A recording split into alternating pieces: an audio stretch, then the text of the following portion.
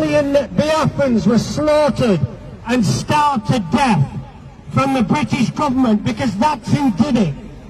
The British government starved over 3 million children between 1967 and 1970.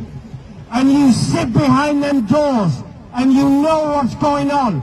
Exactly the same is going on now to innocent people. But you cover it all up because you don't want the normal average person to know what's going on. Children are being murdered. Mothers are being raped every single day in southeast Nigeria, and you keep quiet.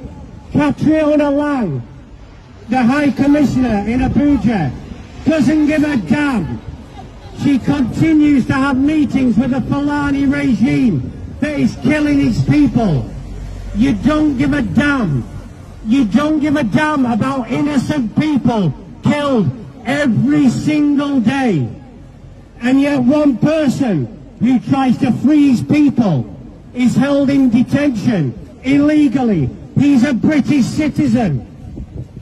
A British citizen. Why do we not hear about that? I thought we cared about British people. You don't give a damn. You don't give a damn because money is everything.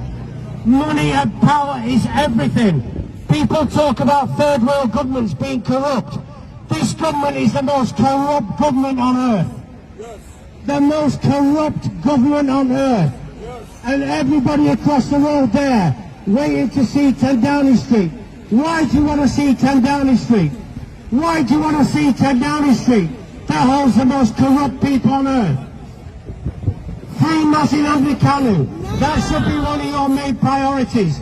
Free your citizen. Because at the moment you are doing nothing at all. And we have had enough of this. All hail Biafra.